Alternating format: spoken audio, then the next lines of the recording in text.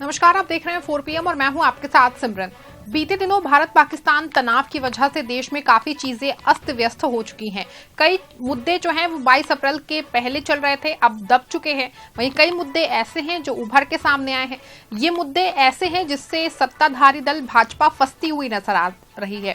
दरअसल भारत और पाकिस्तान के बीच चले संघर्ष या कहें कि अघोषित युद्ध पे भले ही सीज फायर का ऐलान कर दिया गया हो, चीजें पहले जैसे सामान्य हो रही हो, लेकिन ये सीज फायर की घोषणा अमेरिकी राष्ट्रपति डोनाल्ड ट्रंप द्वारा किए जाने पे विपक्ष सत्ताधारी दल भाजपा पे हमलावर है।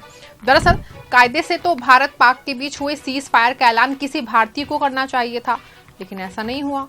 अब ये मामला तूल पकड़ता जा रहा है। इसको लेके विपक्षी खेमा लगातार भाजपा को घेर रहा है। न सिर्फ कांग्रेस पार्टी बल्कि अन्य राजनीतिक दलों के नेता भी इसी को लेके पीएम मोदी और गृह मंत्री अमित शाह पे निशाना साध रहे हैं।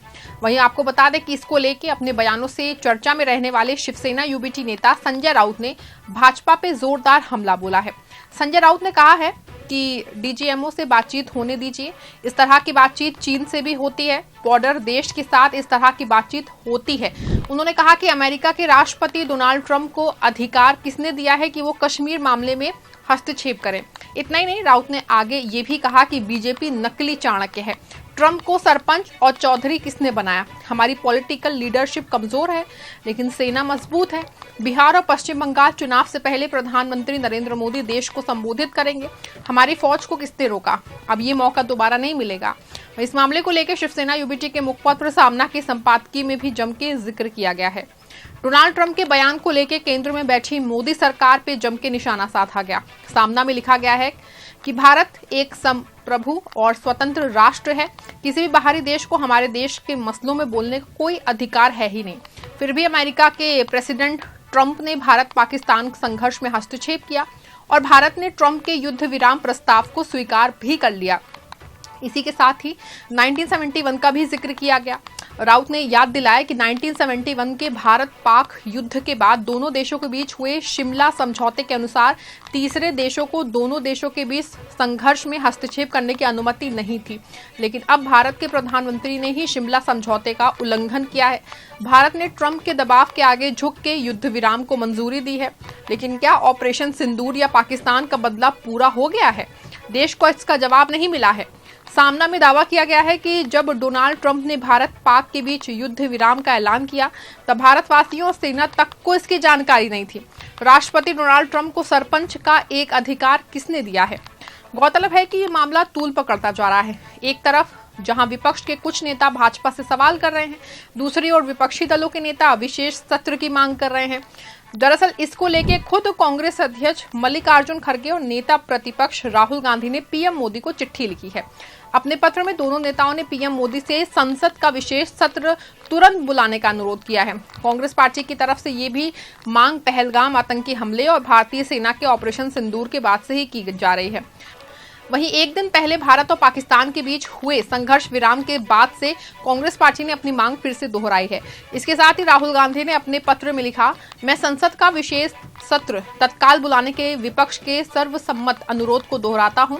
लोगों और उनके प्रतिनिधियों के लिए पहलगाम आतंकी हमले, ऑपरेशन सिंदूर और युद्ध विराम पे चर्चा करना बहुत जरूरी है, जिसकी घोषणा सबसे पहले अमेरिकी राष्ट्रपति ट्रंप ने की थी। ये आने वाली चुनौतियों का सामना करने के लिए हमारे सामूहिक संकल्प को प्रदर्शित करने का भी अवसर होगा। मुझे विश्वास है कि आप इस पर गंभीरता पूर्वक एवं शीघ्रता से विचार करेंगे।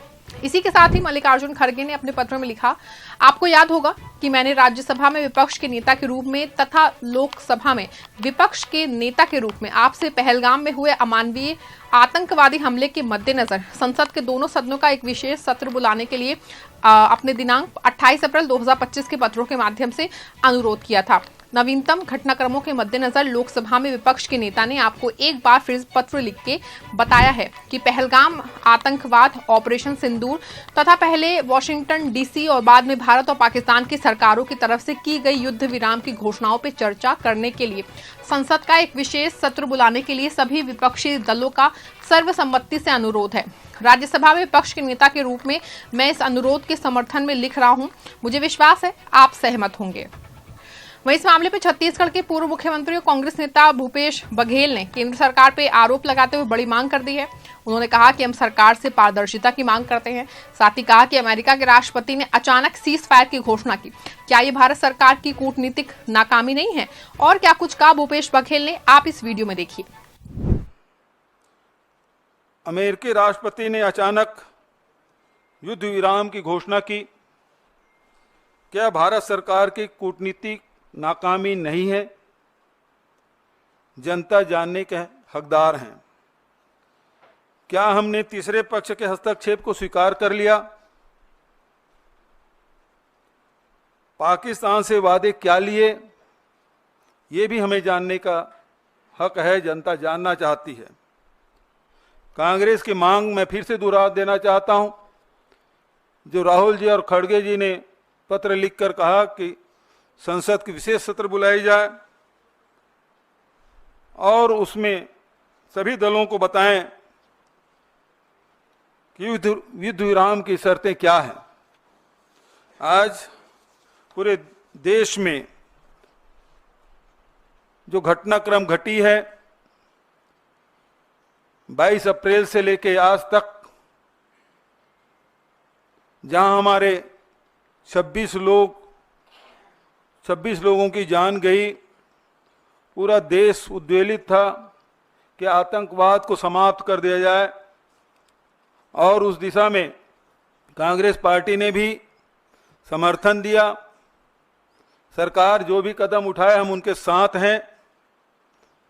सरकार ने कदम भी उठाए, सेना से एक खुली छूट उन्होंने दी और हमारे सेना ने आतंकी ठिकानों को नेस्त नाबूद किया।